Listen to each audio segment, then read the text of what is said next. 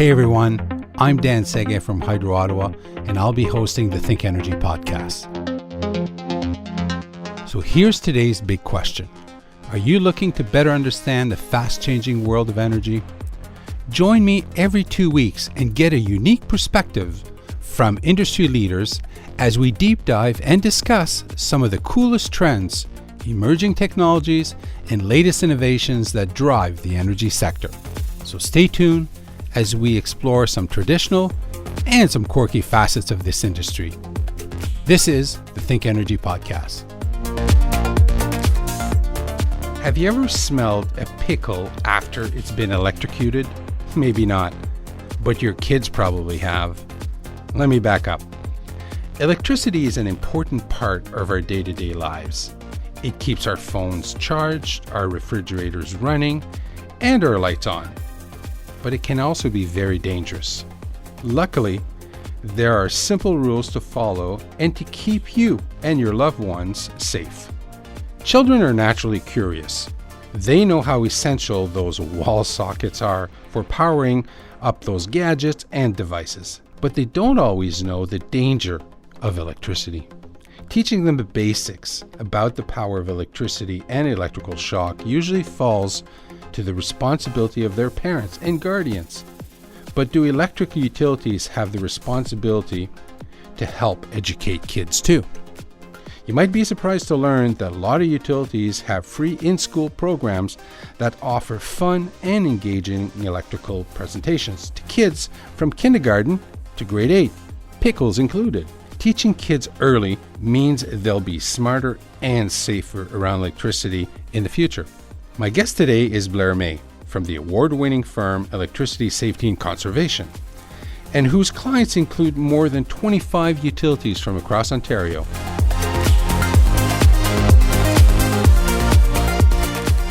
Welcome, Blair.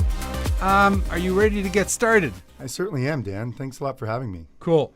Well, maybe you can begin by telling our listeners a bit about you and what drew you to the energy sector. Well, an interesting fact is my grandfather, Bill Coakley, actually started electrical safety way back about over 60 years ago. And I always looked up to him as a role model. I always aspired to be like him. And from a very early age, I always looked up and admired my grandfather, who loved to give back to his community. He lost his eye in a work-related accident at the age of 20 and continued to give back to the community by teaching electrical safety and conservation in the schools and at different events. He retired in his 50s and opened up the presentation to all other utilities across Ontario.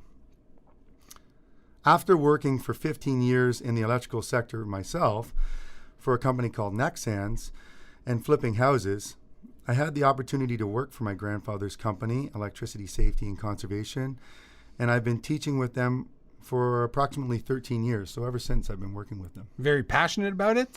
Absolutely. I love it. Cool. Okay, so you have to tell me about the pickles.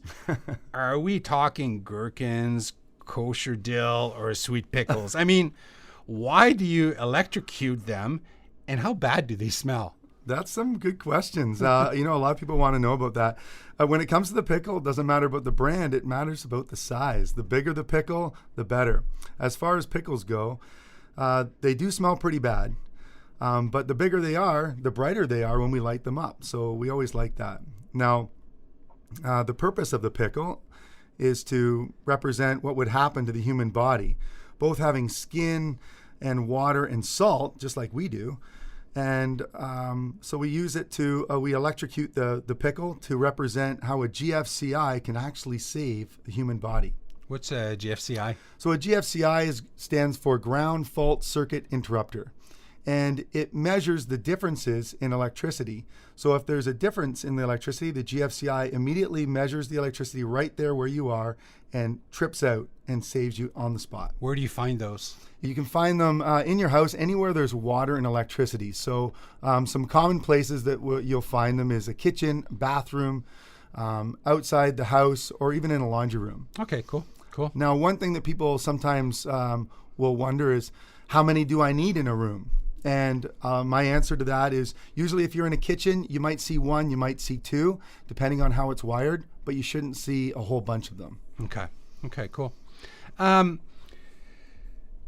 Electricity Safety and Conservation is committed to teaching children from kindergarten to grade 8 about electrical safety in their schools, homes, outdoors, near utility poles, towers, and substations. Can you tell us more about your company's mission and how the company came about? I think you just touched on it with your grandfather, but maybe you can expand just a bit. Yeah, definitely. Our company's mission is to educate the public about electricity to reduce accidents and fatalities in the communities and in the workplaces. Of course, we do this by educating about electricity at the schools and at public events. Now, we like to talk to students about how it's made and the flow of electricity, talk about conductors and insulators. We always tell real life stories. So when my grandfather, Bill Coakley, started the presentation years ago, he would always take actual stories and actual events, and he would use it to educate the public to prevent future fatalities and future accidents. Safety is really important. How do you teach kids about the dangers of electricity in a way that they'll absorb it and resonate with them? That's a good question. So whenever we're teaching kids, we're always talking to them about how electricity is trying to get to the ground first, simply because they need to know that they are a conductor.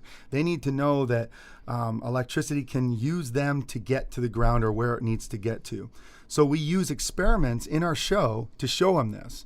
For instance, we will actually teach the kids by getting a bunch of kids together and creating a closed circuit.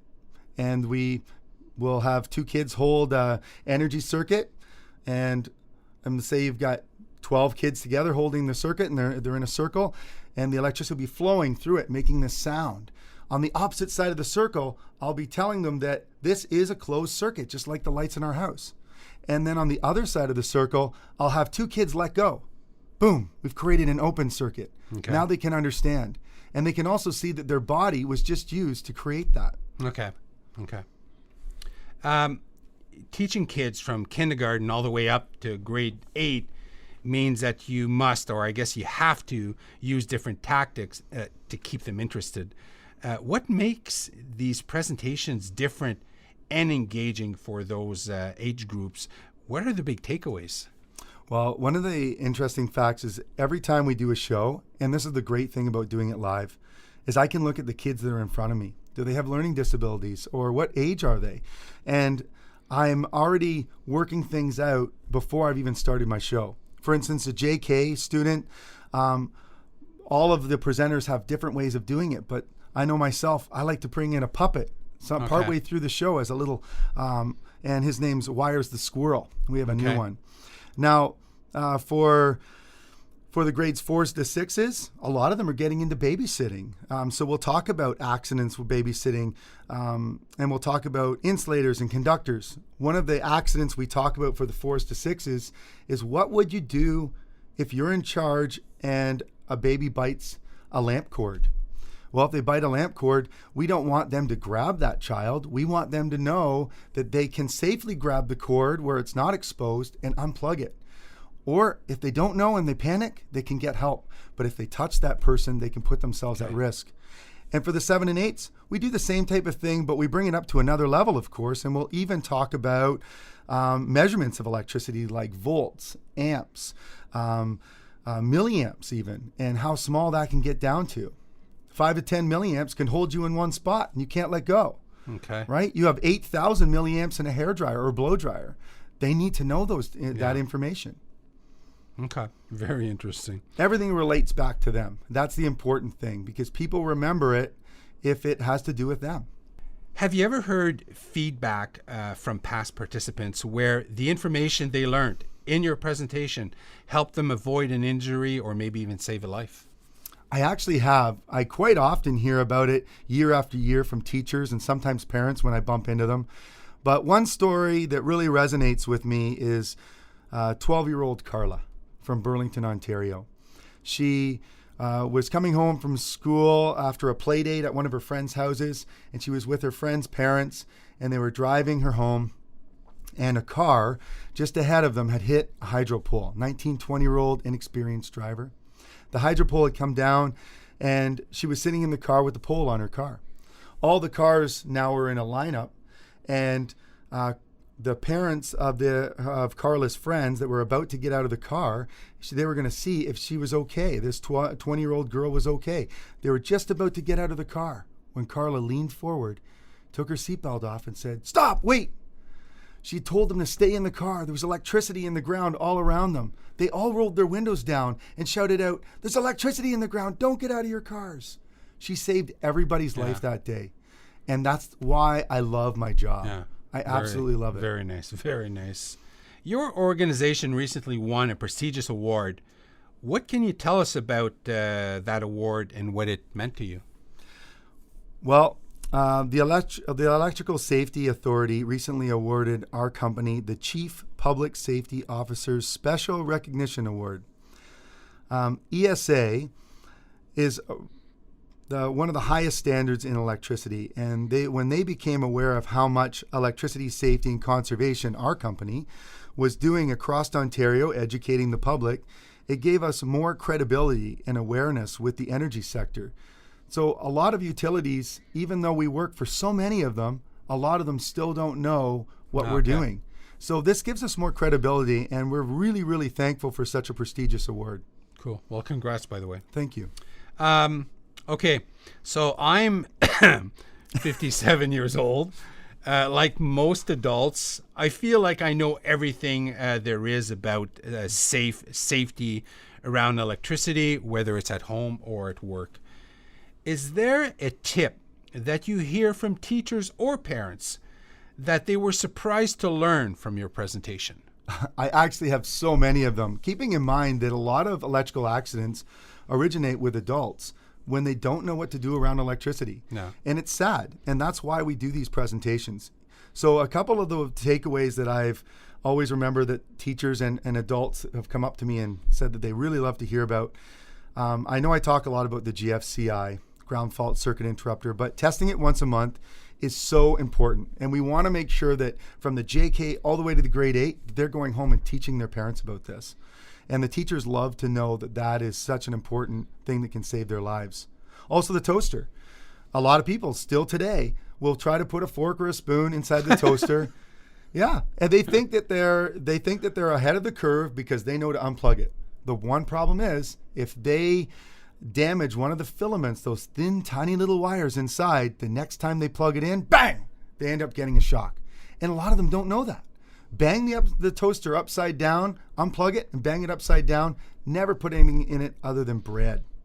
A charger, or a charger, otherwise known the proper name, adapter, something we all use, children as well. A lot of people don't know that they actually are always on when they're plugged in. They're always adapting, transforming the electricity. So we want to remember to unplug them. But a lot of people still today don't know that a 2-year-old, that small amount, there's enough in there to stop a baby's heart. So we need to always remember to unplug them and keep them away from small children. Great advice. Thank you. The Ontario Energy Board measures the level of public awareness within a utility's service territory and what each utility is doing to increase that awareness. I call it electrical literacy. How can electricity safety and conservation help utilities meet their regional safety targets and lower electrical accidents at the same time? The more the public is educated on what to do, proper electrical procedures like calling before they dig, staying in the car when there are down power lines, and waiting for the utilities to arrive, all contribute to increasing awareness and decreasing accidents. We also feel it's important to educate the importance of conservation in our community today, to reduce the burden on the grid at peak times and save the public money. We really do want to save them money.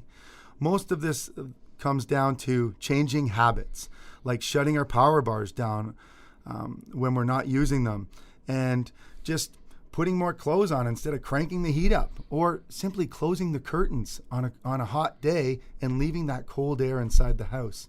Depending on the situation, there's so many things we can do today to reduce the burden on the grid, and also with proper habits and education, we can change accidents. Cool. Reduce accidents. Yeah. Okay, so we all know that kids say the darndest thing. Any favorite or funny stories from one of your presentations you'd like to share? Someone from every show always asks if they can eat the pickle. It doesn't matter the age or the show. Someone always wants to ask that question. There's always a comedian in every group. We do get a lot of really great questions from the kids, though. They've really thought them out, and a lot of them will ask about why electricity is always trying to get to the ground. They really do want to know. Or they'll ask me, hey, that hazard hamlet, that community or village that we use in every show, or the High Line that we use in every show, they want to see more of it. They're like, can you light it up? So really, the kids just really love the stories, and a lot of them don't want to leave. Okay. Yeah. Very interesting. Very cool. Well, I've attended one of those sessions, so I would agree. I would agree. They're very entertaining and very informative, too. Okay, Blair. Well, listen, we've reached the end of another episode of the ThinkEnergy podcast. How can our listeners learn more about electricity safety and conservation? And if there's a possibility, how could they connect with you?